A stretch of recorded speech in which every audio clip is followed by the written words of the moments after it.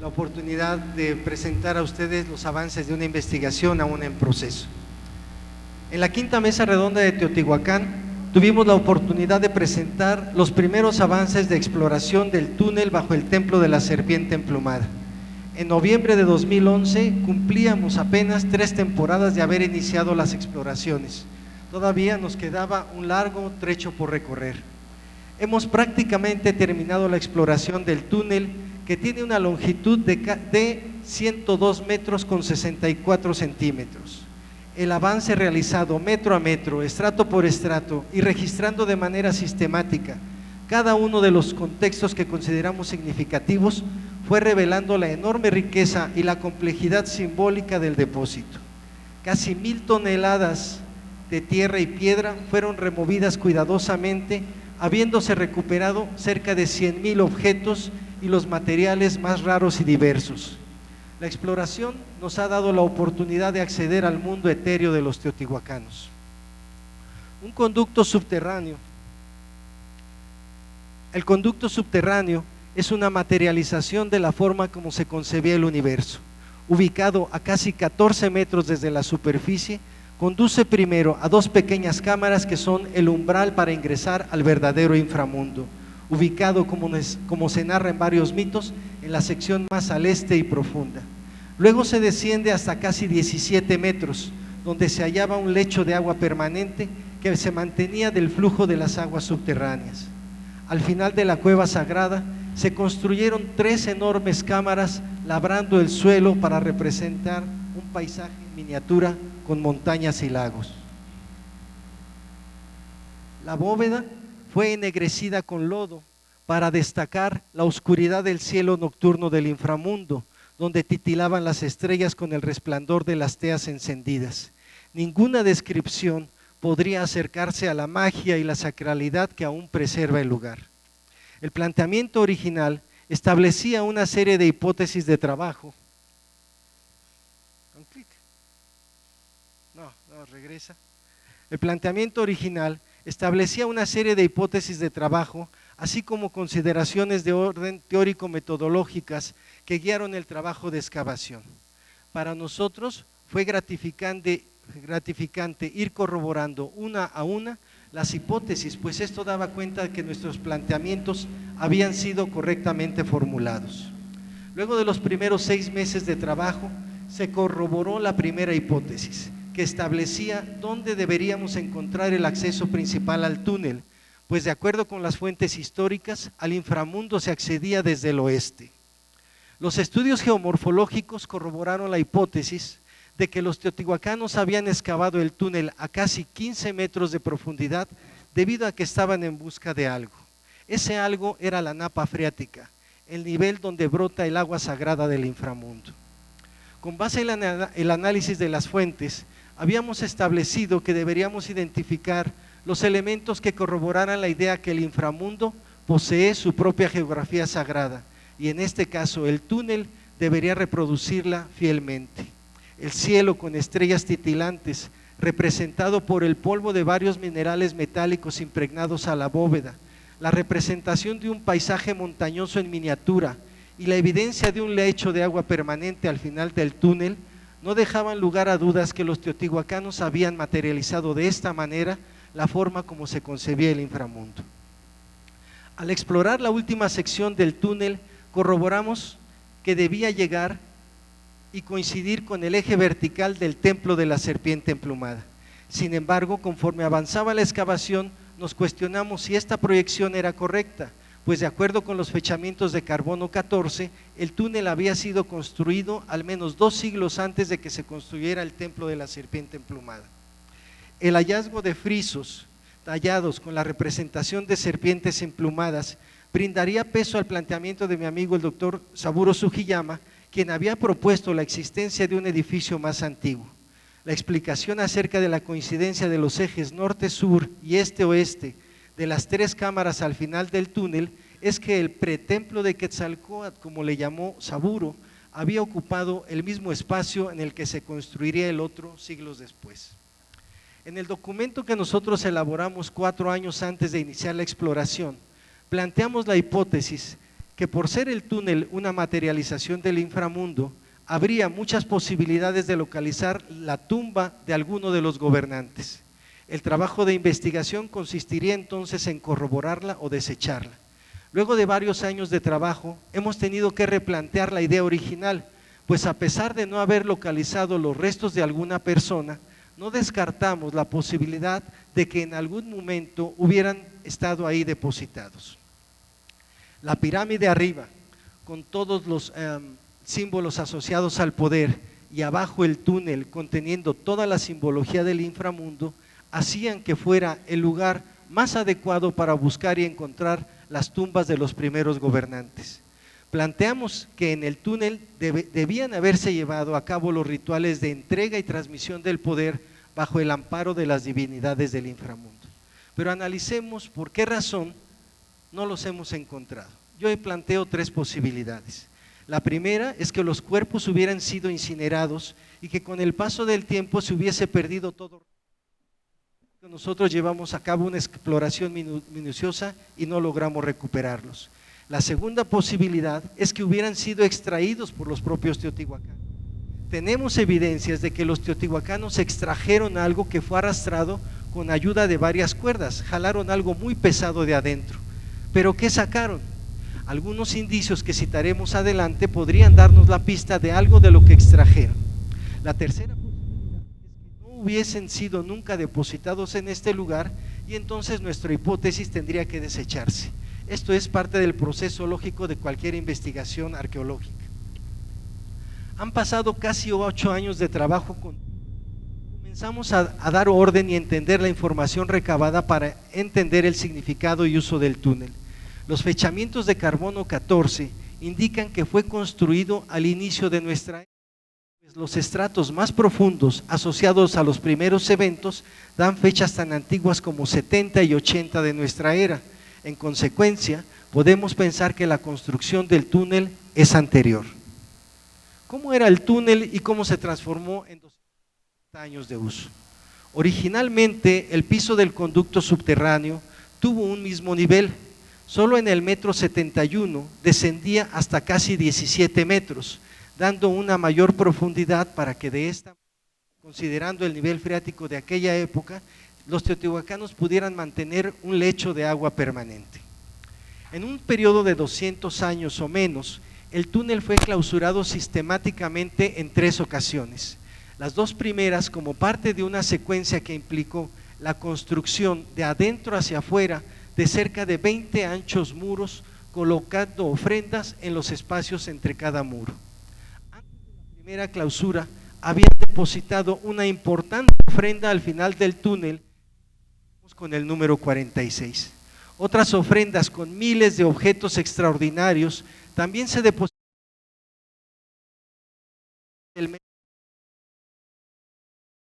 del mismo complejo de oblación. La primera clausura se hizo construyendo sucesivamente gruesos muros que desplantaron del nivel del piso original. La segunda clausura se hace luego de que los teotihuacanos habían desmantelado parcialmente los muros de la primera clausura e ingresaron para sacar o depositar algo. Cumplido el cometido por el que rompieron los muros, construyeron nuevamente unos 20 muros de hasta 3 metros de espesor, también de adentro hacia afuera, pero en un nivel más alto que cubrió a los anteriores. La tercera clausura se asocia al evento anterior, pues implicó primero el desmantelamiento parcial de los muros del segundo nivel y luego el relleno con cientos de toneladas de tierra y piedra que tapó todo el conducto subterráneo y el tiro de acceso. ¿Cuál fue la intención de bloquear de manera tan consistente con gruesos muros, romperlos, construirlos nuevamente y final bloquear todo el túnel? ¿Qué intentaban proteger? ¿Qué depositaron o qué extrajeron? Todo esto se sucedía mientras en la superficie donde más tarde se construiría la ciudadela había una intensa actividad en los conjuntos y estructuras que ha venido explorando la doctora Yuli Gazola. En los sucesivos ingresos no alteraron ninguna de las ofrendas colocadas entre muros. Es claro que conforme ellos iban rompiendo los muros, ellos mismos iban descubriendo las ofrendas que había tras estos.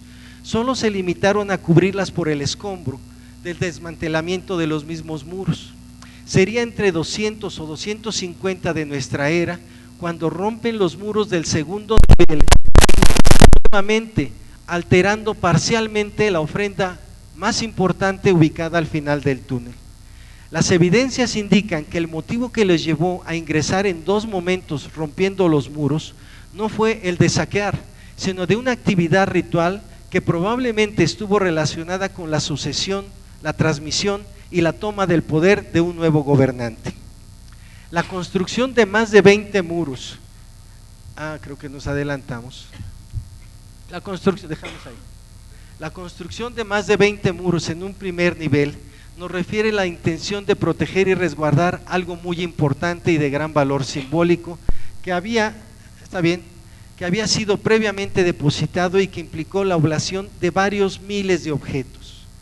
Miles de ellos habían sido importados de todas partes de Mesoamérica e incluían conchas y caracoles, pelotas de hule, ámbar, grandes felinos y cánidos que sacrificaron y les cortaron el cráneo facial, mercurio líquido, collares de pirita, jade y otras piedras verdes, lujosas cerámicas y miles de semillas de flores y frutos. Logramos recuperar, déjenme decirles, fragmentos de flores de calabaza. La oblación habría sido excepcional y refiere un despliegue ceremonial que habría durado varios días, e implicado la participación de muchas personas, incluyendo representantes extranjeros llegados desde lugares lejanos, llevando toda clase de presentes. ¿A quién le daban estos presentes? A partir de referencias etnohistóricas y etnográficas que señalan que el lado oriental del inframundo es un lugar lleno de riquezas y de abundancia, donde se resguardan las semillas nutricias y los corazones del cerro, también se plantea que era un lugar el destino fúnebre de algunos personajes, y por tal razón propuse que deberíamos de localizar una tumba o una gran ofrenda que diera cuenta de la importancia sagrada, ritual y simbólica del túnel. En la parte final del túnel, la ofrenda, la siguiente, en la parte final del túnel, la ofrenda registrada como 46 consistió en el depósito de miles de objetos que incluyen, entre otras cosas, una docena de pelotas de hule, conchas y decenas de grandes caracoles de la especie Pleuroploca gigas, cientos de discos y collares hechos con cuentas de pirita, una caja de madera conteniendo dientes de concha y alas de escarabajo, cráneos faciales de felinos, cientos de cuentas de jade, concha y diferentes piedras verdes y cientos o tal vez miles de semillas. Destacan 4 esculturas antropomorfas de piedra verde completas que llevan collares, orejeras de jade y también de pirita. A la espalda portaban bolsas que contenían objetos de jade y espejos de pirita. Son 3 figuras femeninas y una masculina. Ahí se ve cómo traían en la parte posterior los objetos que cargaban en bolsas que se perdieron. También recuperamos parte de otra figura femenina elaborada en pizarra. Es de mucho menor tamaño y está bastante erosionada. Mi interpretación es que se trata de una antigua reliquia que se conservó y aunque era parte de la ofrenda, no se colocó con las otras que mantenían una posición sugestiva, pues se encontró prácticamente tirada, recargada sobre la pared norte del túnel. Esta es la que está acá, de la menor, la de pizarra. Tuvimos la gran fortuna de encontrar 2 fragmentos de pies, parte del torso y una pierna de otras esculturas masculinas de piedra verde. Un fragmento de pie se encontró en la cámara norte, en tanto que la pierna de una escultura bastante grande, que es la que muestro en medio, se encontró a casi 90 metros de distancia en el relleno del acceso al túnel. Aunque no es posible saber por ahora si se trata del mismo objeto, su disposición sugiere que los teotihuacanos rompieron en pedazos una gran escultura y sus fragmentos fueron dispersados. Esta escultura debió tener una altura aproximada de 85, y para que esté contento mi amigo Saburo, de 83, en tanto que las mujeres miden alrededor de 47 y el hombre 35 centímetros. Más o menos para que vean la escala que debió haber tenido la escultura que rompieron y las otras que encontramos completa. En el lado este se localizó una pareja de pie, ligeramente recargadas ambas a su espalda, dirigiendo su mirada hacia el rumbo por donde sale y sube el sol. Sin embargo, creo que la intención era dirigir su mirada hacia el punto en la bóveda donde se cruzan los ejes norte-sur y este-oeste, que corresponde exactamente con el eje vertical del templo de la serpiente emplumada, punto que simbólicamente representaría el axis mundi y el conducto imaginario que comunica los tres niveles del cosmos. En los ojos tienen incrustaciones de pirita que acentúan la fuerza de la mirada y tienen la boca entreabierta. Se presentan a nosotros como entes vivos, animados y poseedores de una identidad propia, estática solo por la rigidez de la piedra. La escultura femenina va vestida muy formalmente y acompaña a un individuo más pequeño que va desnudo. No se trata de una pareja de esculturas representando a un hombre o a una mujer, esposos, madre o hijo. Más importante que eso es la presentación escenificada de un acompañamiento, y quiero subrayar la palabra acompañamiento, cargado de significación, que interpretamos como una conducción al ritual de iniciación. La señora acompaña y develará y compartirá a través del acto ritual de iniciación los secretos y el conocimiento al individuo cuya desnudez y menor tamaño denota un estatus inferior. Es acompañante de un individuo que, como ella, porta en su espalda los propios artificios y pretende alcanzar la madurez espiritual y en algún momento tener la fuerza, las virtudes, así como el conocimiento místico y religioso para recibir y ejercer el poder. Recordemos que los gobernantes eran también sacerdotes y por tanto debían no solo tener la preparación y el conocimiento, sino haber cumplido previamente los rituales de iniciación y los ritos de paso. Las otras dos esculturas de mujeres debieron estar originalmente de pie, una a la entrada de la cámara norte y otra en la cámara sur. Fueron movidas intencionalmente cuando entraron los teotihuacanos, o bien se cayeron con el paso del tiempo, por lo que no sabemos hacia dónde orientaban su mirada, aunque pienso que debieron dirigirla al mismo punto de la bóveda. Además de diversos objetos de jade y discos de pirita, una porta una bigotera de mariposa, símbolo de poder, mientras otra lleva un dije de jade que representa un coscacuautli, un sopilote, asociado por su naturaleza al inframundo y al poder. Entre los mayas se daba el rango de ajau, sopilote señor, al gobernante o a los miembros de la familia en el poder. El ritual de iniciación escenificado aparece como un cosmograma en el que las figuras pétreas dejan su materialidad, se personalizan y se encarnan como seres vivos. En la oscuridad del cielo titilante, en lo más profundo del Tlalocan, este cosmograma aparecía como una manifestación de lo sagrado, donde las mujeres representadas son los antepasados míticos que dirigen el ritual de iniciación. Son las intermediarias, ponemos video, son las intermediarias con el dueño de las aguas sagradas y el regente del inframundo. Son ellas las que poseen los dones y los artefactos para realizar la magia y la adivinación. Poseen el don de la geomancia, pues habrían sido seguramente ellas, representadas en piedra, quienes establecieron el lugar sagrado, donde habría de levantarse el nuevo altar y fundar el asentamiento que más tarde sería el mayor centro urbano de Mesoamérica. Personifican a quienes al frente de la migración original cargaron los bultos sagrados. Son ellas las teomamas, las teomamastli, quienes son referidas en la crónica Mexicayot precisamente como 4 mujeres. Están asociadas a la tierra, a la fertilidad, a la germinación y a la reproducción. Si ustedes las ven, carecen de elementos que refieran ser alguna deidad en particular, aunque en algún momento pudieron ser veneradas como ancestros deificados. Además de resguardar las riquezas del Tlalocan y las semillas germinales, expresan el importante papel de la mujer en los mitos de origen y en consecuencia en la estructura de poder. Por su condición, son quienes poseen el secreto de la creación. Conjuntando toda la información recabada en más de 15 años de trabajo, de investigación y conservación casi continuos que hemos realizado en la Ciudadela y con los resultados de la doctora Gazola, tenemos elementos para comprender aspectos sobre el uso y la función y la transformación de la ciudadela a lo largo del tiempo. Por ejemplo, el hallazgo de una estructura de 123 metros de longitud, localizada a escasos metros de la entrada del túnel, sugiere que era una cancha para el juego de pelota que simbolizaba el portal de entrada al inframundo y formaba parte de un primer santuario.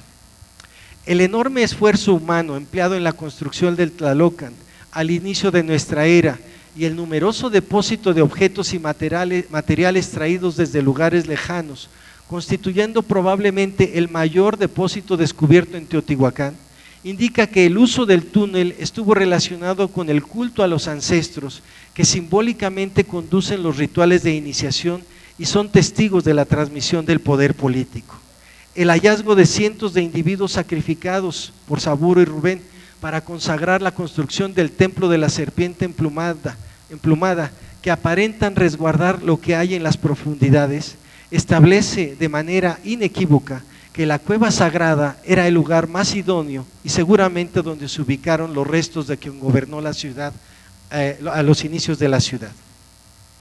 Antes de cerrar el túnel, alrededor de 200 o 250 de nuestra era, ingresaron para extraer probablemente los restos de quien había sido sepultado en este lugar. No tenemos evidencias de ello, pero sí de que sacaron una escultura masculina que rompieron y dispersaron y que probablemente representaba en piedra a quien estaba a la cabeza del gobierno en una fase temprana de la ciudad.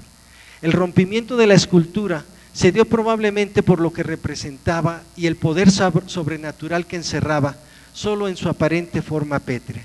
Su destrucción fue un acto de desacralización de una imagen que mantenía el espíritu y fuerza vital de quien representaba. La destrucción de la escultura y la clausura final del túnel coinciden con los cambios que se sucedieron en el plano terrenal, donde se modificó la orientación de los edificios, transformando la traza urbana original, y se dio un cambio radical en la forma en que se conducían los rituales alusivos a la creación original, ahora inundando la gran explanada de la ciudadela. Anteriormente, cuando funcionaba el túnel, solo algunas personas podían participar en los rituales del inframundo. Con la construcción de la ciudadela, la población entera participaba obligadamente en la reactualización del inicio del tiempo, transformándose en el mejor medio de comunicación y propaganda política para el Estado. Tan solo imaginar el enorme despliegue de personas participando en el ritual de oblación nos indica que aquí pudo haber estado enterrado alguien que concentraba un inmenso poder y estaba a la cabeza del gobierno. Quizá el nuevo gobernante que asumió el poder ordenó realizar su extracción y romper la escultura que lo representaba. Con ello, daba inicio a una nueva fase en el desarrollo de la sociedad teotihuacana. Este video que van a ver muy rápidamente, como mucha gente me ha pedido que los quieren ir al túnel, bueno, les trajimos el túnel para acá para que lo vean. No podemos visitarlo por falta del tiempo, pero este es un trabajo que venimos también desarrollando, una reconstrucción basada en todo el levantamiento milimétrico que hemos venido haciendo. Y en este momento aprovecho para dar gracias a todo el equipo de colaboradores que tenemos. Somos más de 60 personas que estamos trabajando, algunos haciendo cosas mágicas como estas, otros en la restauración. Seguimos trabajando. Lo que van a ver ahora es el ingreso al túnel tal como se realizaba en época prehispánica, con este tiro vertical que llega casi a 14 metros, forrado completamente de piedra. Un dintel de madera probablemente sostenía la pared del túnel, y ahora sí vamos a ingresar al túnel más o menos como debió haber estado en algún momento, y más bien como lo hemos encontrado. Se van viendo las paredes que fueron construidas para clausurar el túnel, y después cómo ellos las removieron para ingresar en 2 ocasiones, y la tercera fue cuando ya clausuran completamente el túnel. Aquí llegamos casi hasta 70 metros, donde el túnel se profundiza hasta alcanzar casi 17 metros, con lo cual sabemos que había un lecho de agua permanente. Todo esto estaba lleno de miles de objetos y de ofrendas que estaban asociadas a estas esculturas. Así debieron haber estado estas esculturas que creo yo son la representación en piedra de los fundadores de Teotihuacán. Muchas gracias.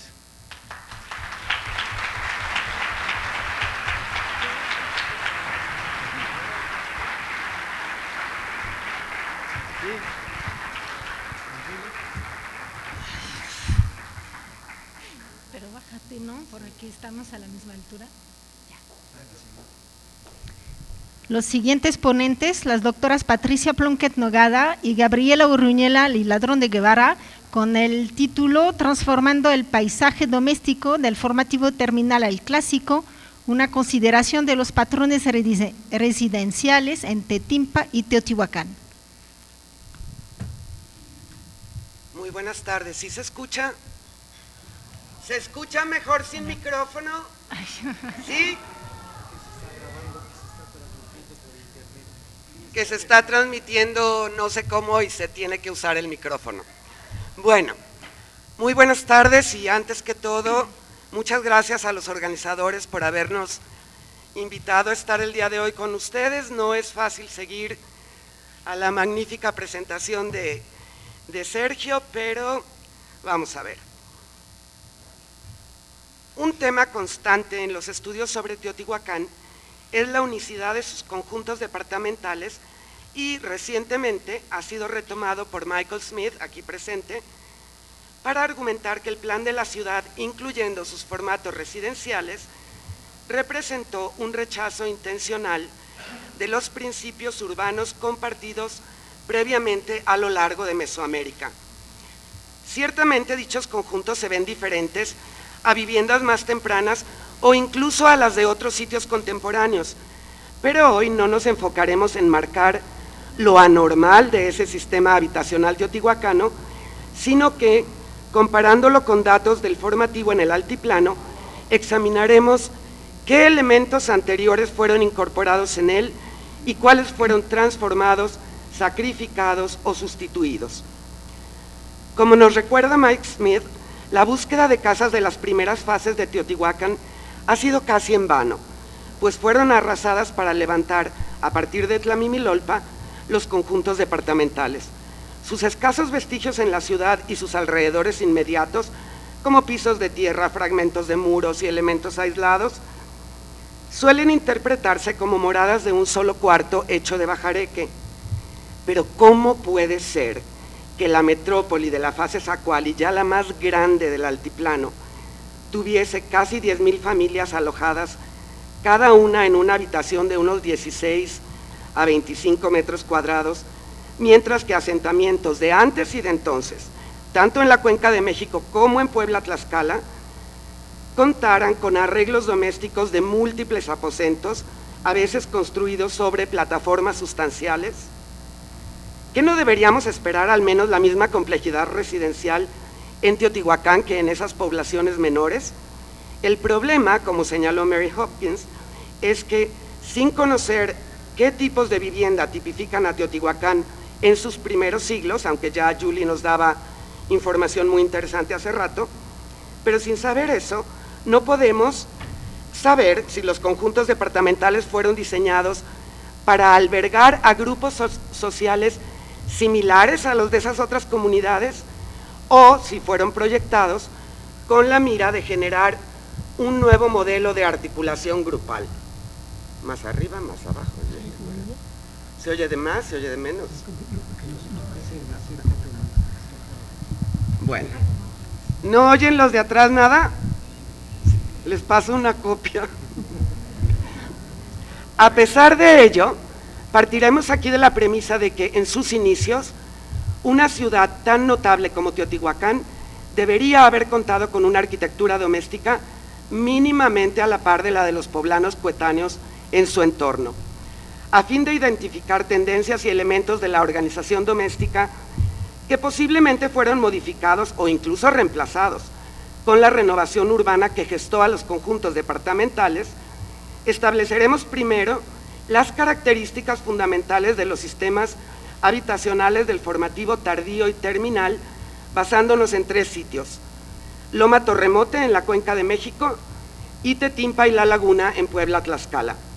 y seguidamente compararemos algunos aspectos de las viviendas de Tetimpa con los posteriores conjuntos teotihuacanos.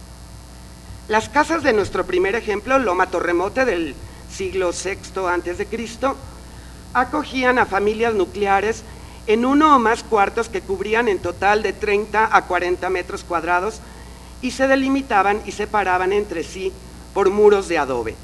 Estos domicilios bardeados se congregaban en concentraciones de 3 a 6, que llegaban a abarcar entre 300 y 450 metros cuadrados. Y en cada una de ellas destacaba una residencia mayor que las demás, con más capacidad de almacenamiento y con un cuarto anexo para la conmemoración ritual de los seres enterrados bajo su piso. Este patrón sugiere la presencia de grupos domésticos constituidos por 3 a 6 familias nucleares que compartían actividades y responsabilidades estructuradas en torno a una familia rectora. Al otro lado de la Sierra Nevada, en el flanco oriental del Popocatépetl, las 27 unidades habitacionales que exploramos en Tetimpa ofrecen para el formativo tardío y terminal una variante de ese patrón. Aquí, como hemos señalado en varias oportunidades, la preservación de los contextos primarios es excepcional, pues fueron sepultados por la ceniza de una erupción del volcán que tenemos perfectamente bien fechada con más de 30 fechas de radiocarbono para la segunda mitad del primer siglo, no antes, del primer siglo de nuestra era. De modo similar a Loma Torremote, las residencias de Tetimpa pueden clasificarse en principales, que a veces abarcan más de 400 metros cuadrados, y menores, con entre 100 y 185 metros cuadrados. Las primeras, las principales, podían almacenar hasta 6 veces más que las otras, lo que demuestra su papel integrador en la producción y gasto de grupos domésticos formados por varias familias nucleares. Aunque las casas de Tetimpa no estaban bordeadas por muros como las de Loma Torremote, cada una se colocaba en una terraza elevada sobre las milpas circundantes que las separaban de sus vecinos, ocasionalmente remarcando la división entre espacios construidos y terrenos de cultivo con cercas de carrizos un tanto informales. Y al igual que en Loma Torremote, varias viviendas menores se disponían en los alrededores de una mayor. Cada agrupación así formada contaba además con edificios para otras funciones.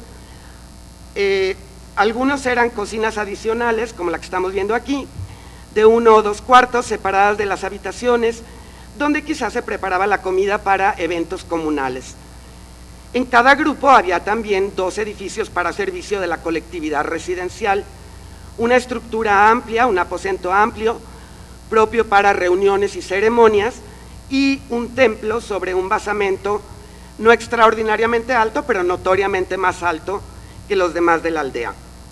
A pesar de la variación en tamaño y calidad de construcción, la mayoría de las viviendas siguen un formato estándar, tanto en sus estructuras como en la distribución de sus áreas de actividad. Consisten en 3 cuartos de bajareque, cada uno sobre su propia plataforma con talud tablero, que delimitan a un patio. La habitación central es invariablemente la más grande y su plataforma la más alta. Ahí se guardaban los objetos para el culto doméstico y bajo su piso se enterraba a los difuntos más importantes de la familia. Las 2 estructuras que la flanquean son de tamaño más modesto. Una de ellas era la cocina y la otra debió servir como recámara. En las esquinas entre las plataformas suele haber cuartos o cobertizos que fungieron como bodegas o como cocinas auxiliares. Los patios eran el escenario focal del quehacer doméstico. Los metates, molcajetes, cazuelas, ánforas y ollas encontrados en ellos, así como algunos fogones anexos al exterior de las plataformas y los cuexcomates colocados hacia la entrada, reflejan diversos espacios destinados a la preparación de alimentos y al almacenamiento. Y el pequeño adoratorio que sin excepción marca el centro del patio atestigua la veneración a los ancestros y a las fuerzas naturales. Tanto las viviendas de Loma Torremote como las de Tetimpa muestran que durante el formativo tardío ya existían en el altiplano comunidades en las cuales el grupo doméstico había rebasado a la familia nuclear para conformarse por una serie de estas organizadas en torno a una residencia principal. Esto nos debe alertar de que previo a la construcción de los conjuntos departamentales en Teotihuacán, el patrón mesoamericano ya comprendía corporaciones de familias que colaboraban en un sinfín de tareas cotidianas. 101, que no eran 20 minutos. No te preocupes. Ok. Casi un infarto, pero no. Por otra parte, en La Laguna, un centro menor en el norte de Tlaxcala, las dos residencias documentadas por David Carballo, también aquí presente, para el formativo terminal, una de élite y una de comuneros, son plataformas construidas sobre terrazas que presentan otra variante organizacional del ámbito doméstico. El basamento de la casa común abarca unos 120 metros cuadrados, mientras que 2 de las 3 estructuras de las viviendas élite son plataformas de casi 25 metros por lado, cada una con una superficie de entre 400 y 500 metros cuadrados. Aunque se recuperó poca evidencia de los cuartos que sostenían, su tamaño indica que debieron haber sido varios, pues su área individual de cada plataforma hubiera sido suficiente para acomodar a las casas más grandes de Tetimpa. Esta observación podría indicar que quizá en La Laguna cada plataforma pudiera haber hospedado a una familia y que el hecho de que haya más de un basamento sobre una misma terraza respondería a su integración en grupos suprafamiliares en una articulación semejante a la de Loma Torremote y Tetimpa. Vale la pena mencionar que al menos 2 de las viviendas de Tetimpa, como la que estamos viendo, aunque a una escala por supuesto mucho menor, presentan una conformación parecida, es decir, complejos, cerrados, constituidos por varios cuartos colocados sobre una plataforma baja y con un solo acceso. Bueno, para ahondar un poco en el tema, contrastaremos ahora específicamente las casas de Tetimpa con los conjuntos departamentales teotihuacanos. Esta es una tarea imprecisa, debido a que algunos de estos últimos, como Tetitla, Tlamimilolpa o Tlajinga 33, se formaron consolidando conjuntos menores, mientras que otros, como Zacuala o Yayahuala, fueron levantados siguiendo un plan predeterminado. Además, la delimitación de los departamentos individuales y la identificación funcional de cada cuarto son, con pocas excepciones como Ostoyahualco y Teopancasco, poco claras, lo cual dificulta derivar arquetipos constructivos si es que los hubo. A la vez, solo unos cuantos conjuntos han sido completamente excavados, lo que impide calcular su área total y determinar la proporción de espacio dedicado a tareas de subsistencia, producción artesanal, almacenaje, descanso y ritual. Y finalmente, algunos, como Teopancasco y Yayahuala, parecen ser centros de barrio con funciones adicionales o distintas a las de sus homólogos comunes. No obstante estos problemas, comentaremos sobre 3 aspectos de las residencias de cada sitio: el almacenamiento, las cocinas y el patio principal. Empezando con el almacenamiento, en Tetimpa podemos identificar para el formativo terminal el reemplazo de los pozos troncocónicos con cuexcomates como la primera gran transformación de la tecnología para guardar maíz y otros productos. Estos nuevos graneros se colocaban a las entradas de las casas, un lugar prominente para exhibir la capacidad económica de la familia, al mismo tiempo que el volumen de estos depósitos creaba una barrera visual que otorgaba más privacidad al patio. Con la posible excepción del elemento 22 de Tlajinga 33, no se han registrado cuexcomates en Teotihuacán, donde más bien parece que el sistema habitacional suprimió ese afán de exhibir la riqueza familiar, reemplazando los altamente visibles cuexcomates fijos con contenedores muebles como ollas, ánforas y probablemente costales y canastas ubicados en cuartos junto a las cocinas. Las cocinas. Las cocinas son otro elemento que difiere de manera importante entre los dos sitios. En Tetimpa se distinguen claramente por los fogones cuadrados construidos a un lado de su entrada, pero en Teotihuacán el uso de anafres portátiles dificulta identificarlas. En sus excavaciones en Xolalpan y Tlamimilolpa, Linné buscó infructuosamente evidencia de áreas para la preparación de alimentos y tan extrema consideró esa ausencia que comparó Tlamimilolpa a un hotel, para los que no lo sabían. Como notan Whitmer y Story, la falta de hogares no solo complica la detección de los espacios culinarios, sino también la determinación de los departamentos individuales. Linda Manzanilla sí pudo proponer 3 cocinas para Ostoyagualco y por ende 3 departamentos, pero en ningún caso encontró un fogón, sino que ella tuvo que recurrir a análisis químicos y arqueobotánicos.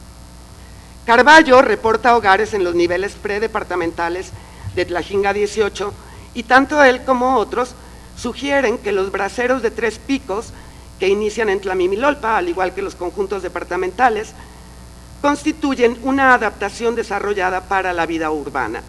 En efecto, esas estufas muebles ofrecerían mayor flexibilidad para el uso del espacio construido, ya que podían ser trasladadas de un lugar a otro. Así, la instalación de los conjuntos departamentales conlleva un cambio en la organización de las actividades culinarias, seguramente asociado a cierta reestructuración de los lazos que vinculaban a los miembros de los grupos domésticos. La diferencia con Tetimpa es significativa, pues en cada casa de esta aldea no solo hay una cocina con un fogón construido, sino que hay hogares exteriores adicionales en los patios, en las esquinas entre las plataformas, además de cocinas formales aisladas, y se aprecia que mucho de la actividad cotidiana giraba justamente alrededor de los alimentos y su preparación. El último aspecto que queremos contrastar hoy son los espacios para el culto doméstico. En Tetimpa, este se practicaba principalmente alrededor del adoratorio del patio y también en el cuarto principal, de manera que entre un 20 y un 50% del espacio habitacional era un lugar potencial para actividades rituales. Es de entender, sin embargo, que en los patios se desempeñaban múltiples menesteres cotidianos y por ende no podemos calcular perfectamente el espacio destinado al culto. En el caso de Teotihuacán tenemos otro tipo de imprecisiones que dificulta la comparación. Además de que se desconoce la extensión total de la mayoría de los conjuntos, los templos dentro de los mismos no siempre pueden ser identificados y o medidos, y no sabemos si los patios principales eran de uso absolutamente exclusivo para el culto.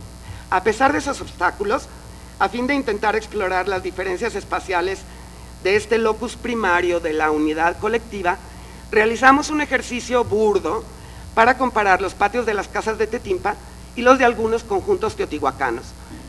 Nuestra primera observación surge de contrastar los patios de las casas tetimpeñas menores con los de los departamentos individuales de Ostoyagualco y el A de la fase 2 de Tetitla. Como se aprecia en la gráfica, hay una diferencia notable. Los patios principales de los 3 departamentos de Ostoyagualco varían entre 15 y casi 26 metros cuadrados, y aunque el de Tetitla es mucho más grande, los 4 representan entre el 9 al 13% del total del área habitada a la que servían, mientras que en Tetimpa los patios varían en tamaño de 35 a 65 metros cuadrados, equivaliendo a entre el 36 y el 50% del terreno total de la casa.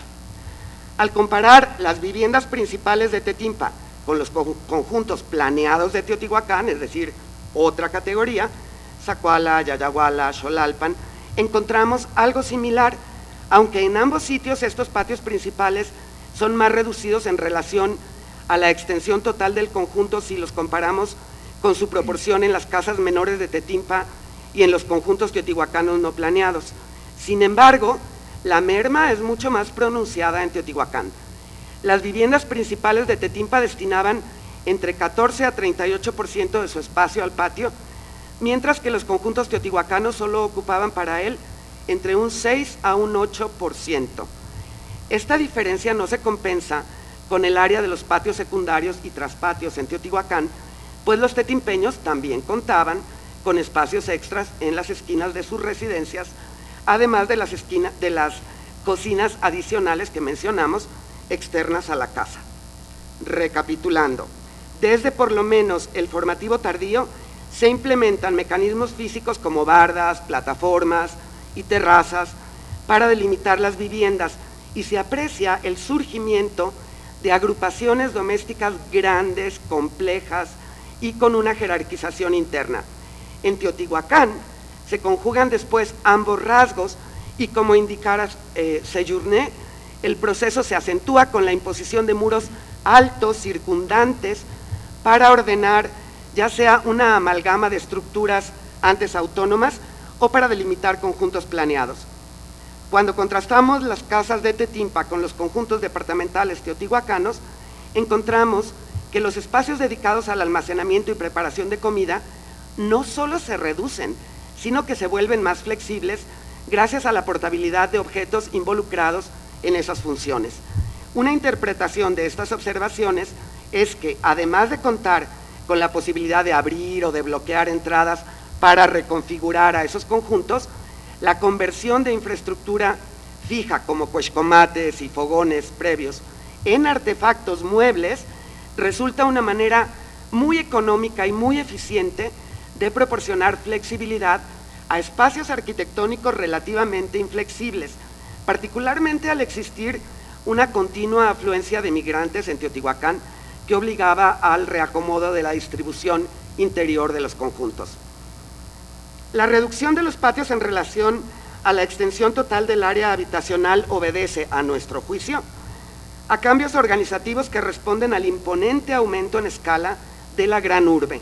En Tetimpa, el ritual se practicaba en ellos y en los templos de cada agrupación residencial, mientras que en La Laguna, con la construcción de un centro cívico ceremonial formal, se añadió un tercer nivel, capaz de dar servicio a la comunidad en pleno.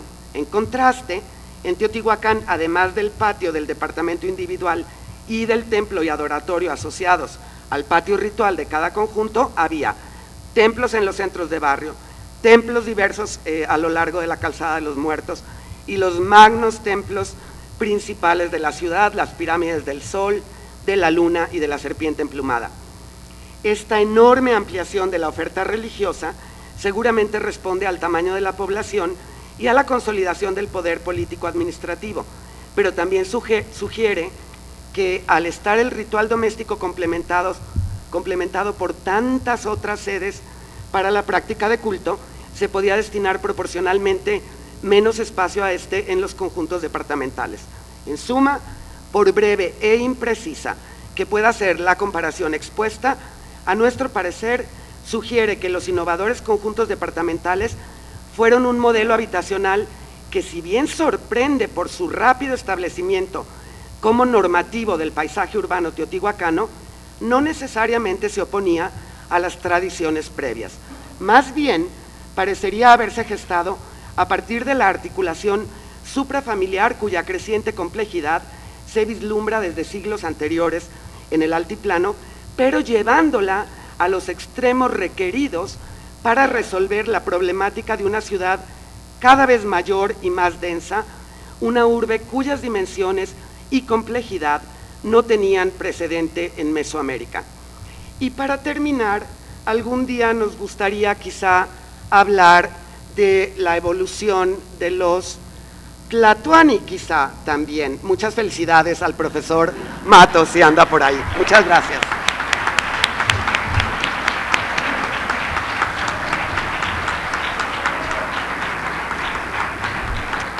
El próximo ponente, el doctor Marcus Winter, con Monte Albán y Teotihuacán, repensando el canon.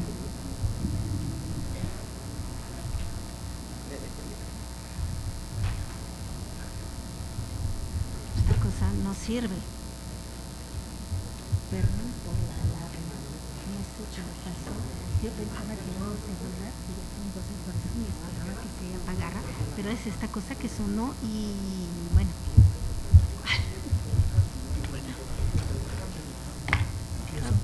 Sí, adelante. Buenas tardes. Alfonso Caso, Ignacio Bernal y Jorge R. Acosta reconocieron el estilo y la influencia teotihuacanos en cerámica y en arquitectura excavada en los 30s en Monte Albán. El descubrimiento en los 60s de del mal nombrado barrio oaxaqueño demostró por primera vez la presencia de un grupo foráneo en Teotihuacán, no oaxaqueños, sino zapotecos del Valle de Oaxaca. La interacción entre los zapotecos y los teotihuacanos cambiaba a través del tiempo y contribuyó a la formación de Teotihuacán. Existe un canon, un juego de interpretaciones en relación a este tema, aceptado por muchos y encajado en la literatura arqueológica, que en mi opinión no da justicia a los datos arqueológicos. Aprovecharé esta oportunidad de reevaluarlo con ustedes y presentar un modelo alternativo que incluye la conquista de Monte Albán por Teotihuacán. Para empezar, nos interesan 3 fases secuenciales en la cronología del Valle de Oaxaca. La fase Niza, o lo que Caso y sus colegas llamaron Monte Albán II, la fase Tani o transición 2-3A, y el periodo del establecimiento del barrio zapoteco, que es el periodo del establecimiento del barrio zapoteco, y la fase Pitao o 3A. Durante la fase Niza, Monte Albán alcanzó su primer auge. Contaba con 15,000 habitantes y se terminó de construir el centro cívico ceremonial, el núcleo de la ciudad. Según el canon, Monte Albán era sede de un estado territorial. Un texto representativo dice así, y cito: en Oaxaca los investigadores han documentado guerra cíclica entre unidades políticas en competencia, que resultó en el desarrollo del Estado zapoteco con su capital en Monte Albán y la incorporación territorial del Valle de Oaxaca y áreas adyacentes a través de conquista militar. Termina la cita. Los 2 pilares de esta interpretación son débiles o equivocados. Las piedras grabadas del edificio J pueden representar jefes de comunidades aliadas o de familias en Monte Albán mismo, en vez de comunidades distantes conquistadas. No hay evidencia definitiva de la conquista o subyugación por Monte Albán de comunidades en la Cañada, la Costa o en la Mixteca. No están documentados guarniciones ni armas. Al contrario, la gente de Monte Albán estaba preocupada con la competencia interna y con sus rivales inmediatos, casi vecinos. El muro defensivo en el lado noroeste protegía la ciudad de gente de San José Mogote y de Etla. Los jugadores de pelota grabados en piedra en Dainzú conmemoraban derrotas de Monte Albán por gente de Dainzú.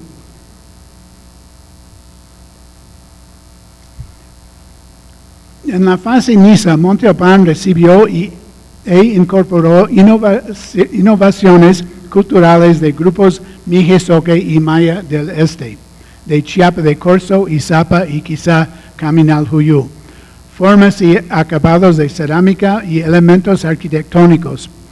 Por ejemplo, esquinas redondas, cornisas tipo delantal y la cancha del juego de pelota.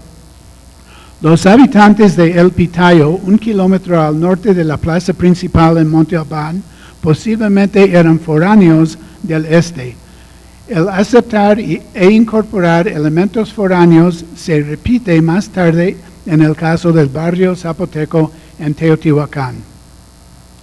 Monte Albán en la fase Niza parece haber sido el centro de una jefatura suprema, un paramount chiefdom, no de un estado territorial. La piedra grabada J41 representa un gobernante con el jaguar como símbolo de poder, presagiando, como nota mi colega Robert Markins, la asociación del jaguar con los reyes zapotecos más tardíos. Pero la política en Monte Albán era inestable. No hay palacios ni tumbas que reflejan una gran acumulación de riqueza o continuidad generacional. Así los teotihuacanos hubieran concebido a Monte Albán no como un poderoso y peligroso estado, sino un repositorio de conocimientos y costumbres distintos. La fase Niza termina con el entierro 14 días excavado por Acosta. 5 personas fueron colocados juntos debajo de la plaza, 2 con máscaras de piedras, siendo una la pieza icónica del dios del murciélago. Tal vez fueron gobernantes, pero aparecen en contexto ritual, no en una tumba elegante asociado a un palacio.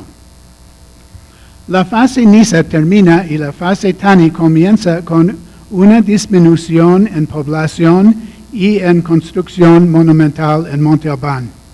Caso y sus colegas se referían a la época transición 2-3A porque encontraron pocos materiales de este periodo. Se trata de un tipo de mini colapso o reconfiguración, también manifestada en varios centros urbanos tempranos en Oaxaca, por ejemplo, Río Verde en la costa, Huamilupan y Yucuita en la Mixteca Alta. Las causas no han sido identificadas. No hemos reconocido evidencia material de que Teotihuacán haya provocado este cambio. Por otro lado, si hubo problemas ambientales o sociopolíticos, el establecimiento del barrio zapoteco ofreció una salida o escape para unos zapotecos de Monte Albán. El barrio zapoteco refleja el carácter multiétnico de Teotihuacán, complementado ahora con la identificación más reciente de otros grupos. Como ustedes bien saben, el barrio zapoteco está reconocido por cerámica y figurillas importadas del Valle de Oaxaca, por cerámica y figurillas hechas en Teotihuacán mismo, en el estilo zapoteco del Valle de Oaxaca. Además, hay entierros y tumbas zapotecos y un ejemplo de escritura zapoteca grabado en una piedra. En 1991, Ernesto González Licón encontró y exploró en la ladera este de Monte Albán residencias de la fase Tani con materiales importados de Teotihuacán, cerámica, una figurilla de piedra verde y otros. Al parecer, eran las residencias de familias involucradas en el contacto Monte Albán-Teotihuacán. Este hallazgo es importante porque refuerza la idea de que la gente del barrio zapoteco vino de Monte Albán y no de otra comunidad zapoteca. Implica además que fueron personas aceptadas e integradas en Teotihuacán y con ligas que continuaron con Monte Albán. No está claro si los cientos de zapotecos en Teotihuacán desempeñaron algunas actividades especializadas. Eran albañiles, productores de cal, teñidores de textiles o expertos en mediciones quienes ayudaron con el trazo de la nueva ciudad, como sugerimos Damon Piller y un servidor hace años.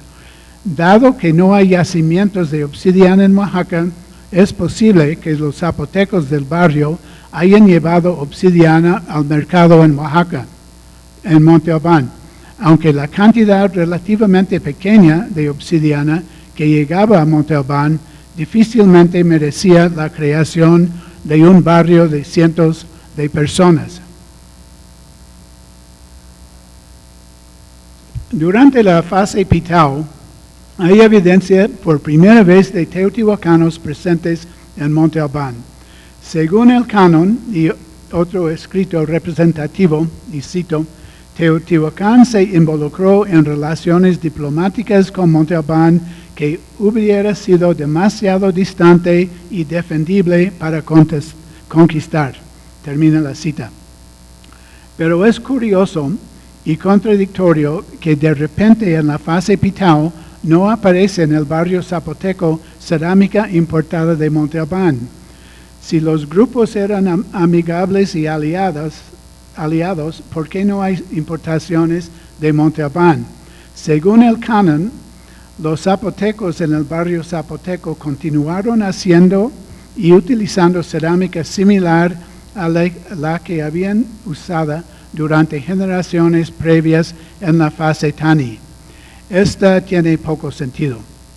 Repensándolo, una explicación alternativa sería que no hubo tal relación especial de visitantes teotihuacanos en Monte Albán, sino otro escenario. Los teotihuacanos conquistaron Monte Albán y los zapotecos del barrio zapoteco que perdieron contacto con su tierra ancestral y dejaron de importar e imitar la cerámica de Monte Albán.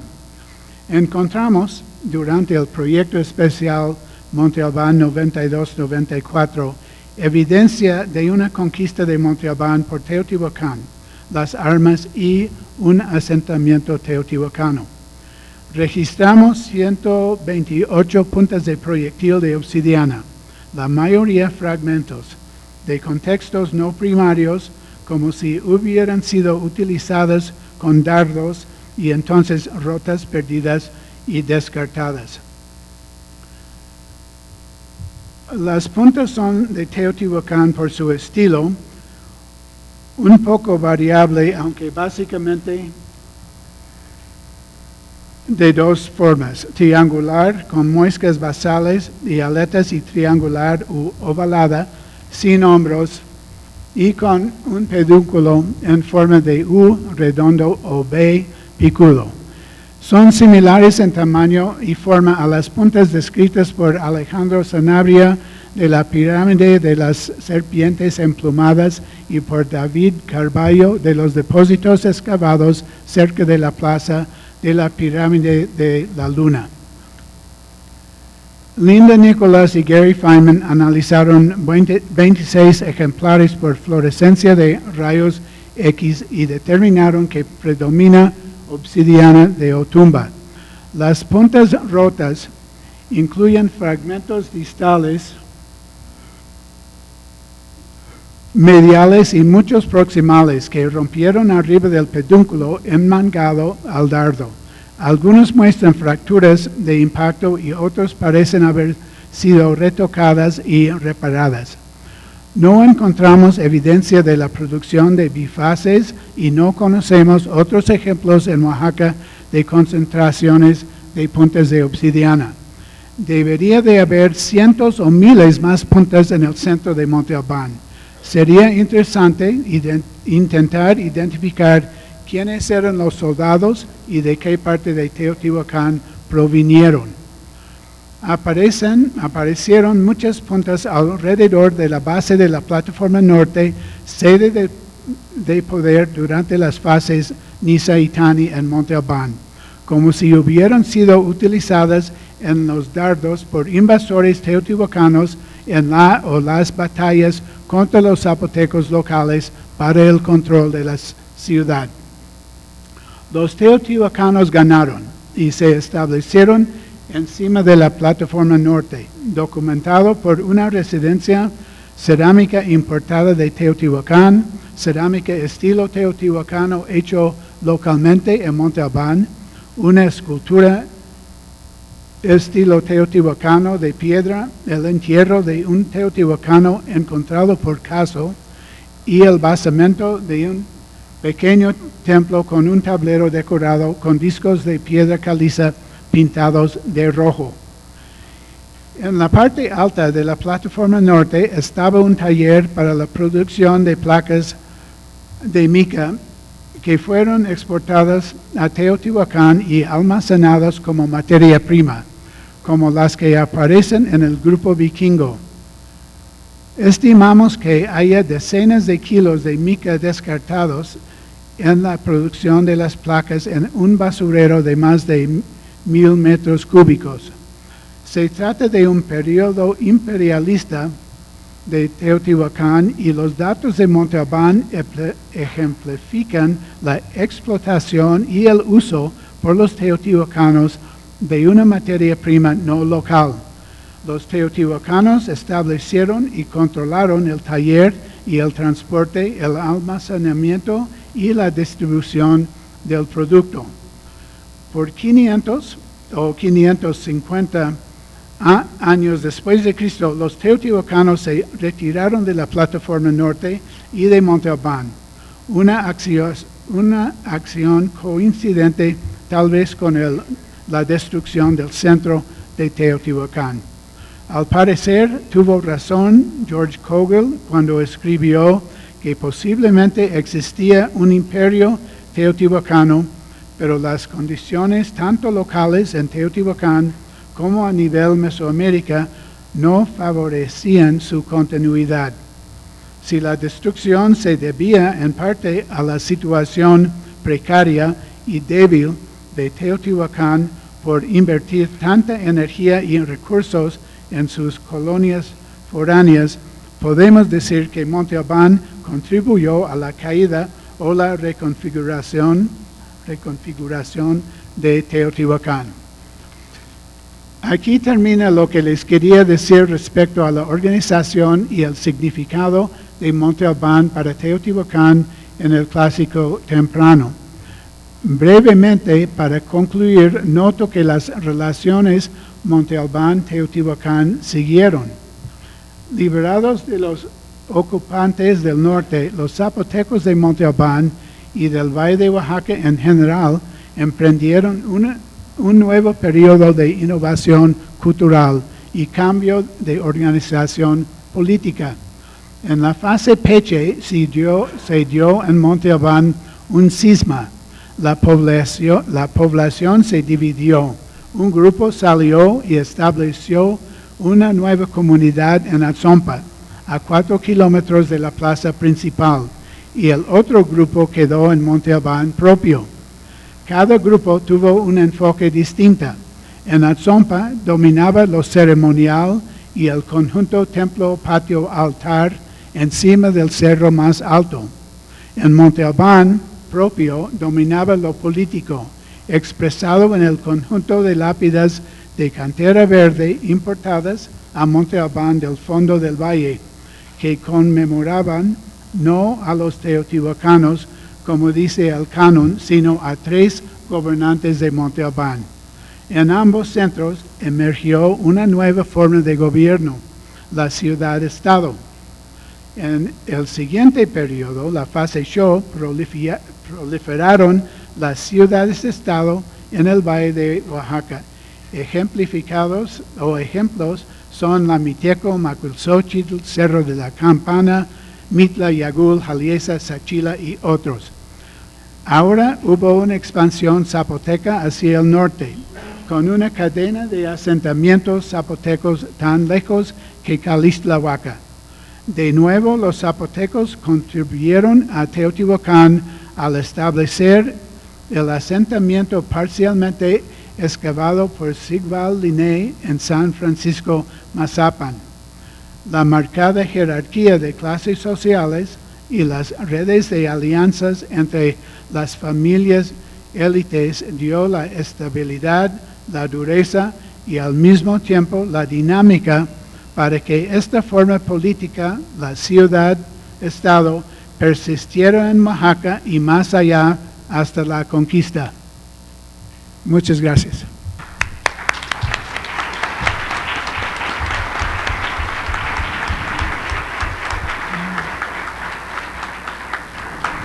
El siguiente y último ponente, el maestro Rubén Cabrera Castro.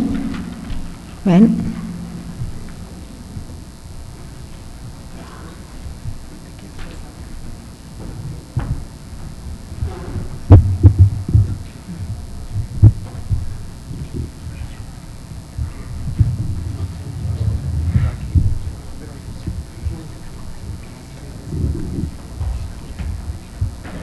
Buenas tardes, doy las gracias a los organizadores de este evento.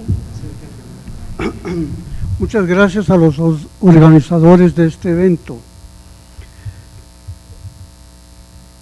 Las excavaciones realizadas en el barrio de La Ventilla han proporcionado información valiosa para entender el desarrollo urbano de la ciudad de Teotihuacán. Información información obtenida mediante excavaciones profundas y extensivas, donde hemos podido observar su secuencia, su desarrollo y las continuas remodelaciones y cambios efectuados a sus edificios y espacios urbanos, son datos que contribuyen y corroboran lo que ya se ha planteado referente al desarrollo urbano de la ciudad. Este barrio se sitúa a unos 1000 metros hacia el suroeste de la Ciudadela y del Gran Conjunto, asentado en un terreno de 65.575 metros cuadrados, donde se han detectado más de 15 conjuntos departamentales. Se ha descubierto gran parte de sus elementos constructivos y urbanos, los que por su composición y contenido referimos al sitio como un modelo de barrio de la antigua ciudad. Los conjuntos departamentales explorados en parte son de diferentes tamaños y categorías, y en cuanto a la distribución de sus espacios, ¿se oye? Sí. Y en cuanto a la distribución de sus espacios,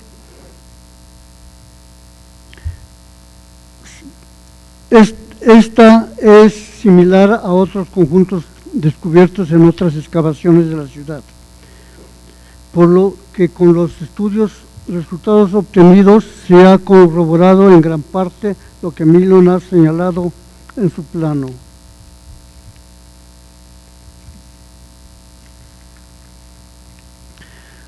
Se observa en la Ventilla la misma distribución de los conjuntos departamentales delimitados con gruesos y elevados muros, rodeados por calles formando especie de manzanas, cuyos edificios de sus espacios interiores se distribuyen en grupos de 2, de 3 y de 4 templos, formando complejos constructivos distribuidos en torno a patios y plazas centrales y orientados según los puntos cardinales.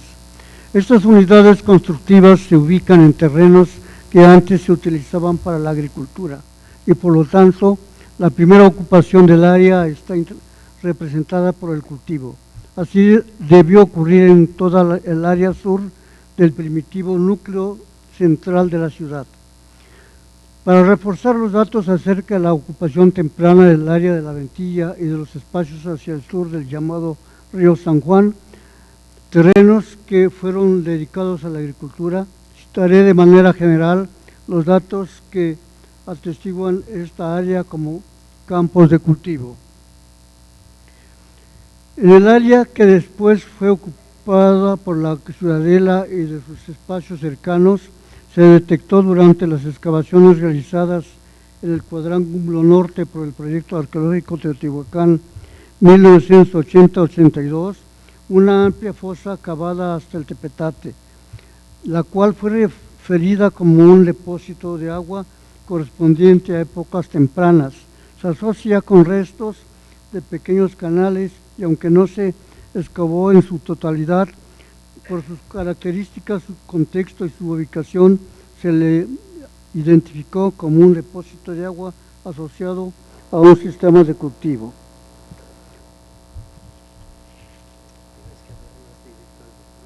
Sí. Otra información también de gran relevancia relacionada con el cultivo en el área de la Ciudadela y en los espacios vecinos es la presencia también en el lado norte del Gran Conjunto de un gran canal que va paralelo al río San Juan por su lado sur. Forma parte de un complejo hidráulico excavado por el arqueólogo Zavala bajo la dirección del arqueólogo Sergio Gómez Chávez. Los cuencos o pórticos situados en niveles profundos en el área de la Ciudadela y de la Ventilla, además de estos hallazgos, se ha detectado también en contextos profundos, en el mismo espacio de la Ciudadela y en la Ventilla, numerosos cuencos o pocitos que, de acuerdo con los arqueólogos Gómez, Gazola y Zavala, estos se relacionan igualmente con la agricultura de cuemiles. Consiste en un trabajo de policultivo de riego mediante depósitos en un sistema de riego a brazo que debió funcionar para la fase Patlachique-Itzacuali. Los autores citados consideran que la actividad agrícola en esta área debió haber funcionado hasta la fase Micaosli, cuando empezó a construirse la preciudadela. Propongo que para toda esta área que el inicio de estos cultivos tendría lugar en el momento mismo en que daba comienzo el incipiente asentado de la futura ciudad. La evidencia de la ocupación temprana en la Ventilla se muestra claramente con el sistema de riego por la presencia de canales localizados en los estratos profundos del sitio. En algunos casos, como en el conjunto del Frente 3, excavado por Sergio Gómez. En la figura 4A se muestra con bastante claridad una superposición de canales situados a lo largo de una calle limitada por muros laterales. Estos canales se asocian con restos cerámicos y otros desechos arqueológicos utilizados para realizar los canales y preparar los terrenos para el cultivo. Y posiblemente también estas primeras construcciones debieron formar parte de las casas de las gentes que cuidaban los campos de cultivo. En la figura 4B se muestra un muro ligeramente inclinado, formando los lados interior y exterior de una sencilla construcción. Por el lado interior se muestran dos pisos de tierras en superposición y hacia el exterior igual, con restos también de otro canal.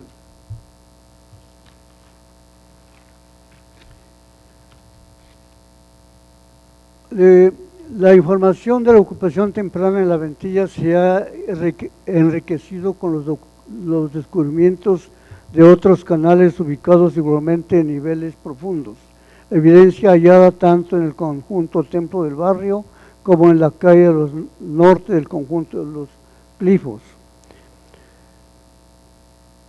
Asimismo, la información de canales en superposición hallados por el arqueólogo Sergio Gómez ha sido incrementada con las excavaciones de la arqueóloga Elide Núñez y según se ha corroborado, este canal se prolonga hacia el oeste por más de 20 metros, sobre el cual se trazó posteriormente la calle del lado noroeste del conjunto de los artesanos. Algunos de estos alineamientos se forman con piedras sin cariar y por lo general tienen orientaciones diferentes a la orientación que después adquirieron las construcciones teotihuacanas.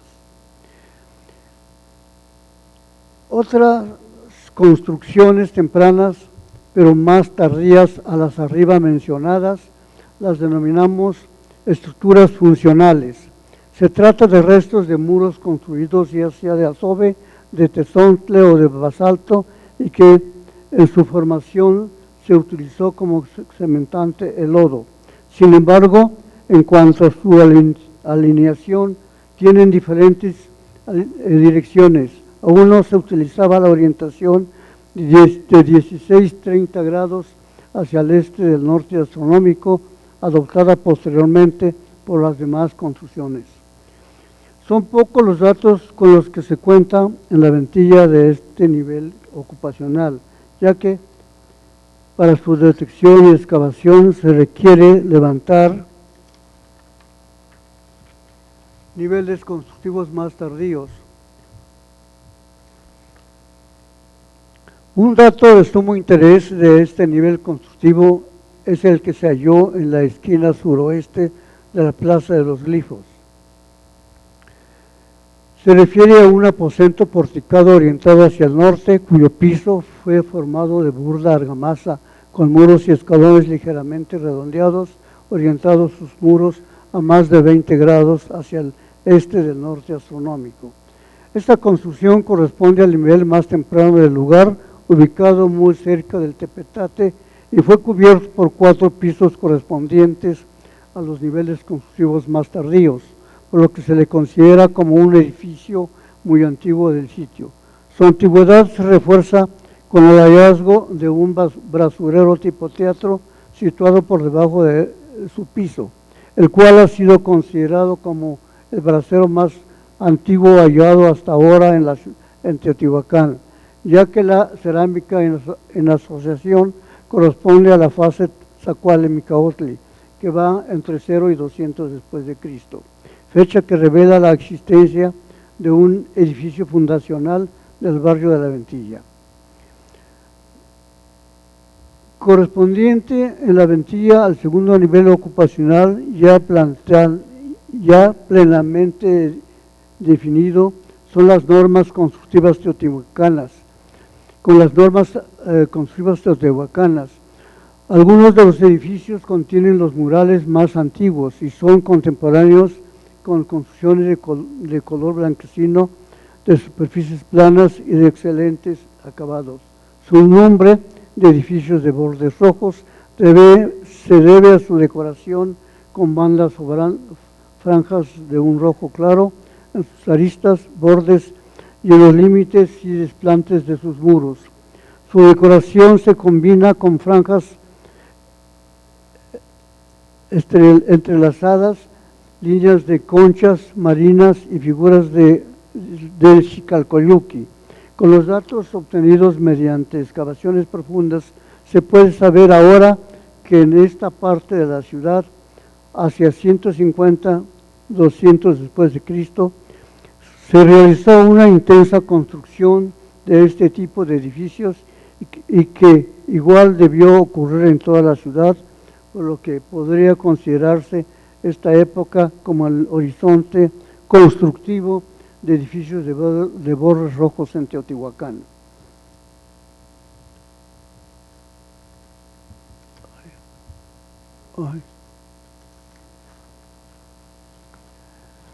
A partir del nivel de construcciones de bordes rojos, las construcciones de La Ventilla sufrieron continuas modificaciones a lo largo de su desarrollo, como igual debió ocurrir en toda la ciudad. Señalamos a grosso modo el desarrollo ocurrido en los conjuntos Templo de Barrio y en el de los glifos, donde hemos realizado estudios más intensos. Ya que disponemos de poco tiempo, solo podremos señalar que el conjunto de los glifos tuvo sucesivas ampliaciones de sus límites hacia sus lados, sur y oeste, lo que está marcado en rojo.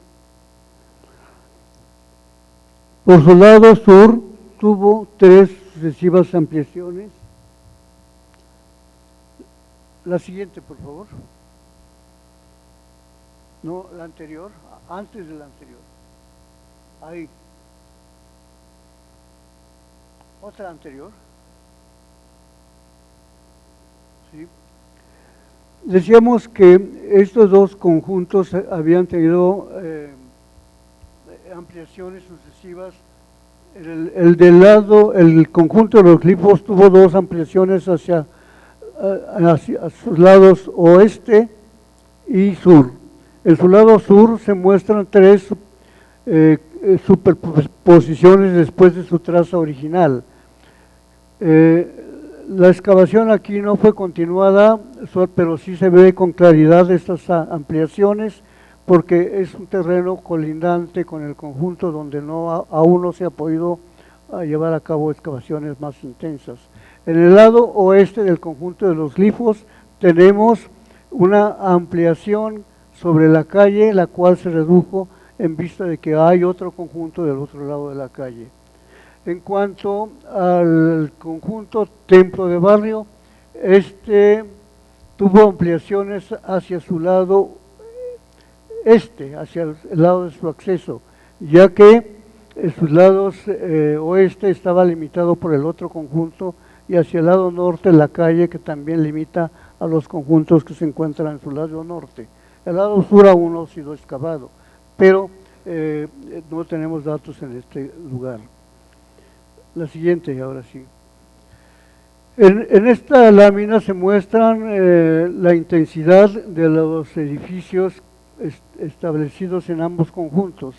Lo que se marca de rojo son los restos de edificios de bordes rojos. Son bastante amplios y que se han excavado parte de estos edificios en vista de que las construcciones en superposición impiden llegar a estos niveles. La siguiente. En cuanto a las ampliaciones que tuvo el conjunto Templo de Barrio, decíamos que se extendió hacia su lado este, donde tiene su acceso. El conjunto, en su traza original, tiene un promedio de 60 metros por lado, como los demás edificios que se han excavado aproximadamente en Tetitla, en Zacuala y Ayaguala. Han referido a los investigadores de estos conjuntos que tienen un promedio de 60 metros por lado. El edificio, el nivel de construcciones de edificios de bordes rojos tiene más o menos esta amplitud cuadrada, como se ve en la planta de este edificio, pero con sus sucesivas ampliaciones hacia el este conjunto creció notablemente, como se ve en esta diapositiva. La primera ampliación corresponde a un edificio de textura blanca, por lo tanto corresponde a este nivel de edificios de bordes rojos. Pero este acceso era en sentido horizontal, se flanqueaba una amplia puerta definida por su lado interior con los cortineros como se muestra en la foto. Posteriormente esta puerta fue tapiada. La siguiente, por favor. Esta puerta fue tapiada por una escalinata que se adosó al edificio, al antiguo límite del conjunto. Se construyó una amplia plataforma, se accedía a través de la escalinata para bajar hacia el interior. Más tarde, una segunda ampliación se realizó cuando se cubrió la escalinata rellenado con adobes, protegiéndose a la vez, y la plataforma se construyó con cajones de relleno mediante materiales, bloques de tepetate, adobes y basaltos. Se rellenaron estos cajones y se formó la gran plataforma, en cuya parte final se construyó el tercer acceso. Y este fue destruido ampliamente por la construcción reciente de un muro albañal para el cultivo del siglo pasado, y por lo tanto destruyó gran parte de la tercera ampliación. La siguiente ampliación consiste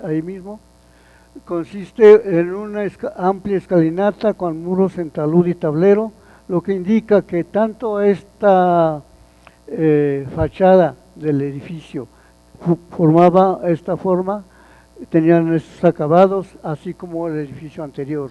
Y finalmente, el último nivel de ampliación del acceso es la línea de piedras que se encuentran ahí, pero que esta escalinata no fue localizada en su totalidad, en vista de que saquearon la piedra posiblemente para utilizarla los grupos que ocuparon posteriormente a Teotihuacán después de su colapso, o quizá estas piedras fueron retiradas cuando se estableció el cultivo recientemente. Este cultivo arrasó por completo todos los montículos que existían en este espacio. Debieron existir montículos de más de 10 metros en base a la amplitud que tienen los basamentos. Y por lo tanto no conocemos mayor información referente a los últimos momentos, aunque estamos seguros de que quizá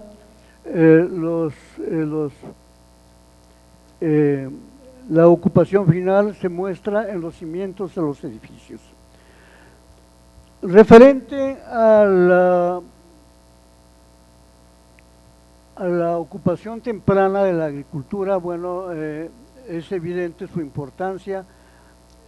Este hecho tuvo lugar cuando hubo la gran emigración a Teotihuacán, donde los campos de cultivo fueron desfasados a lugares más distantes por la necesidad de avanzar con el sistema urbano.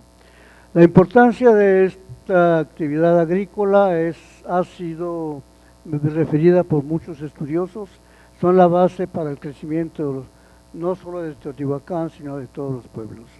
Muchas gracias.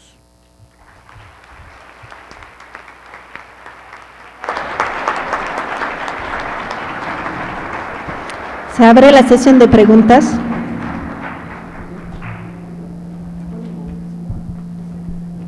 Ajá, sí.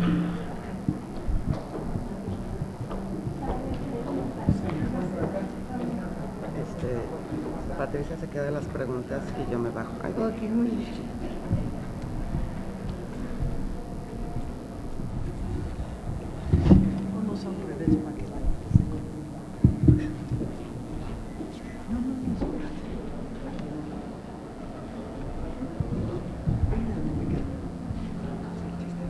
¿Hay preguntas?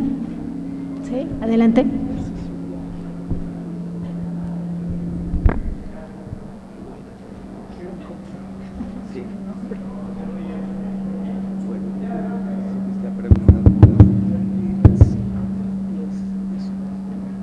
Muchas gracias, excelentes ponencias.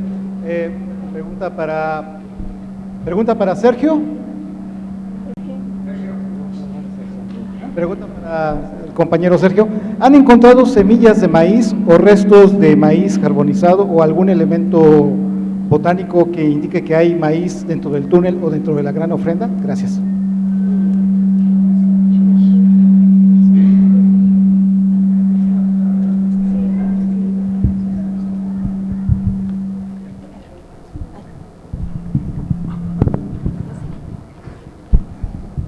Sí, la cantidad de restos botánicos es enorme. Tenemos maíz en grano, los granos muy bien conservados.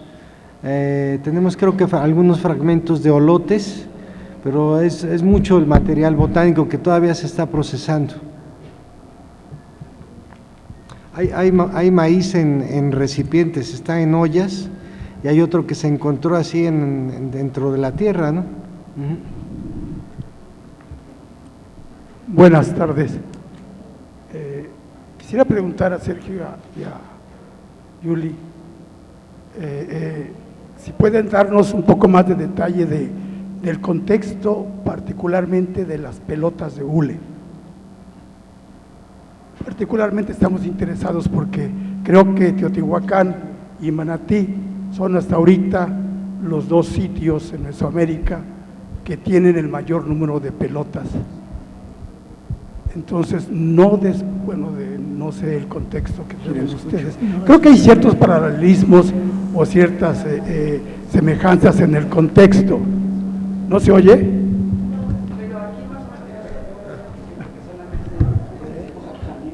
Bueno, a ver si así más lejos se oye. ¿Se oye? ¿No? ¿Sí? ¿Sí? Es la más adelante. No, ¿ya? Bueno, estaba yo preguntándoles a Sergio y a Yuli que si nos pudieran precisar un poco más del contexto de las pelotas de hule, porque pues son los únicos dos sitios en Mesoamérica que se han encontrado en tal cantidad, en Manatí y ahora pues con ustedes, pero me interesó mucho en particularmente del contexto en especial. Creo que debe haber ciertas semejanzas, aunque son muchos años de diferencia. Los elementos que describen en el túnel, pues todo es alusivo al inframundo y otros. Entonces creo que sí hay ciertos, pero no sé bien en detalle, que desconozco pues el contexto.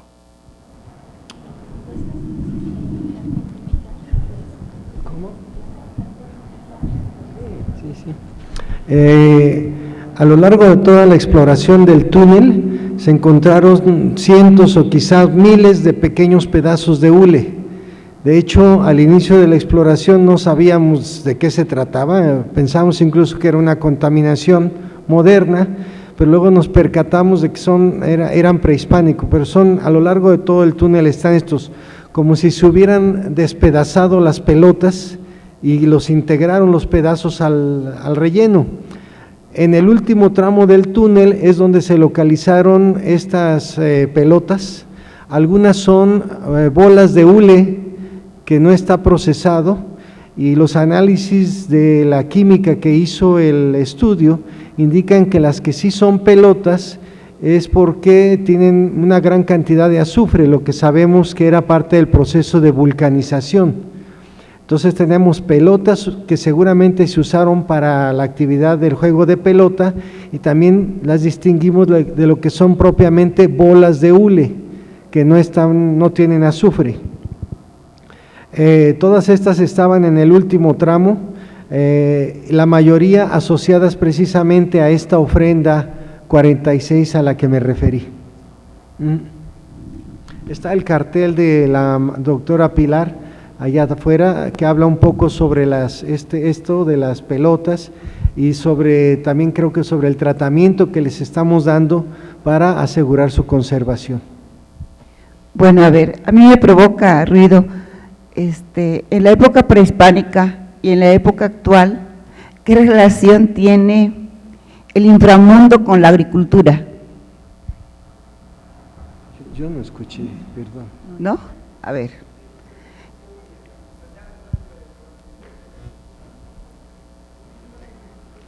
En la época prehispánica y en la época actual, ¿qué relación tiene el inframundo con la agricultura? ¿Cómo se puede relacionar? Con la agricultura. Agricultura. El inframundo es fundamentalmente un elemento acuático, y en muchas comunidades indígenas actuales de la Sierra Norte de Puebla, por ejemplo, se siguen haciendo rituales para fundamentalmente asegurar la cosecha. Entonces sigue habiendo un vínculo muy estrecho entre agricultura y lo que se considera el inframundo, porque se supone que es el lugar donde se resguardan las semillas y que están en un estado latente, vamos a decir. Entonces hay una relación muy estrecha entre inframundo y cuestión a agua y agricultura. Rubén Morante.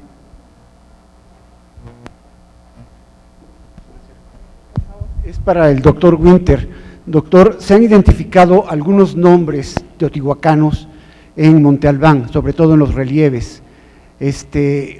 Parece ser que estos personajes que están ricamente ataviados y que parecen venir de Teotihuacán en procesión, en uno de estos relieves en especial, no recuerdo ahorita la estela en la que están, tienen nombre, o sea que se identifican los nombres en Teotihuacán. En Teotihuacán no aparecen los nombres escritos, pero sí en Monte Albán. Entonces, no sé si tiene usted una postura con respecto a esto.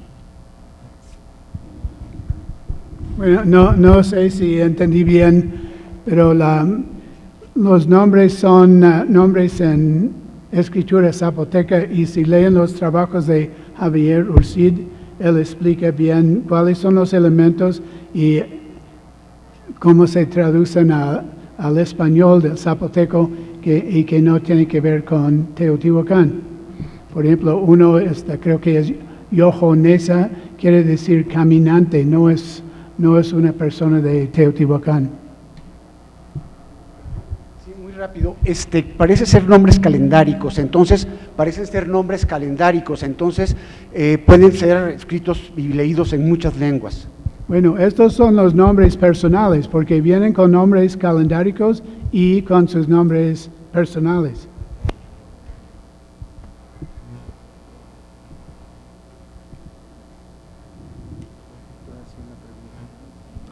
No, nada más un comentario para Patricia y Gabriela. Aquí en la ventilla, precisamente en el conjunto que excavamos ahí con Rubén, en la ventilla encontramos estos cuemiles en las áreas habitacionales cuadrados, rectangulares, hechos de tezontle, que son lo que se identificó como áreas de preparación de alimentos. ¿Sí me escuchan? Es que está muy raro el sonido. Tenemos en la ventilla estos cuemiles hechos con tezontle que están incrustados en los pisos de las áreas habitacionales. Esa es una, y uno más, otro comentario.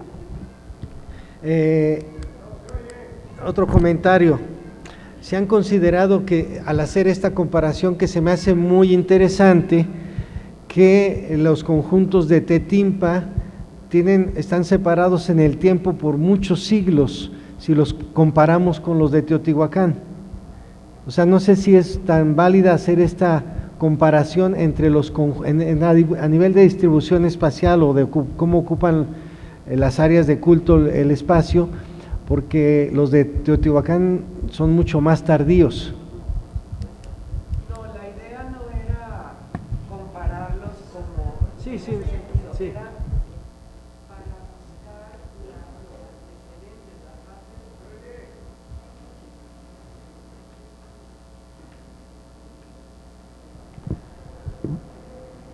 bases.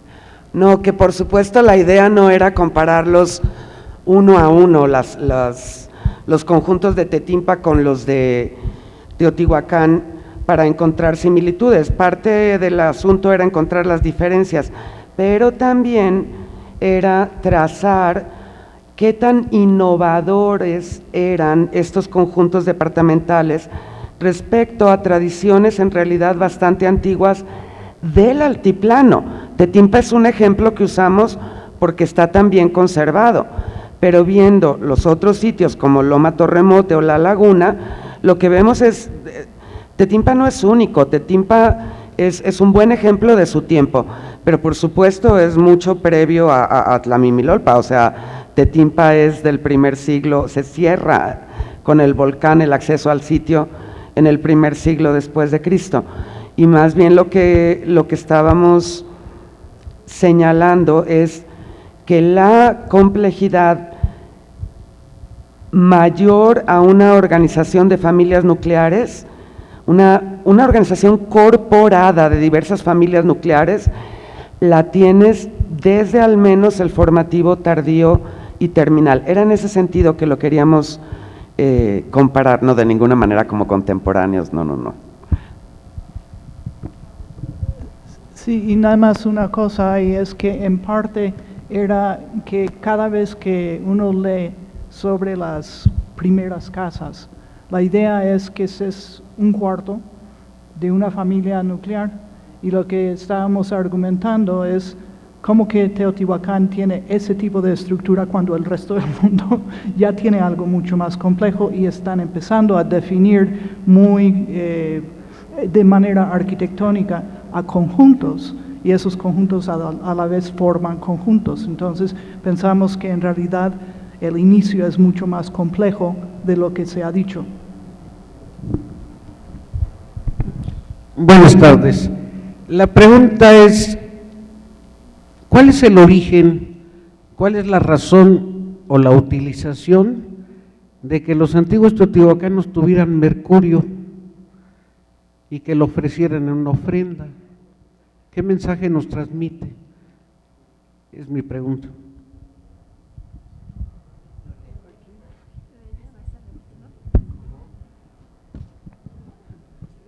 El hallazgo del mercurio fue algo también muy extraño para nosotros. Sin embargo, en el contexto particular en el cual se encontró, que fue en la parte final del túnel, donde presenté una imagen que se ve como si hubiera pequeñas montañitas que están labradas en el suelo, el mercurio se localizó en las oquedades, en las depresiones, que desde mi punto de vista representarían como una especie de valles. Entonces el mercurio en esta ubicación particular está haciendo, desde mi punto de vista, alusión al agua sagrada. Es un material mágico, porque tú lo puedes manipular y no se evapora, lo puedes separar, lo puedes volver a juntar. Entonces son estas cosas que utilizan en este contexto particular para darle mayor sacralidad a las actividades rituales. No sé si la pregunta va porque hubo por ahí un programa que difundió una televisora en que decían que el mercurio servía para hacer una especie de de levitación o no sé qué. Lo menciono porque mucha gente se ha quedado con esa idea, ¿no? Que lo utilizaban para otras cosas. En este caso particular tiene un uso ritual y asociado seguramente con el agua, para representar simbólicamente el agua sagrada del inframundo.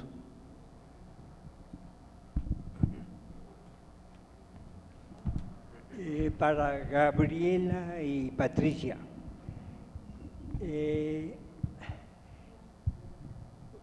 consideran que, veo que en sus exploraciones ampliaron el área de Tetimpa,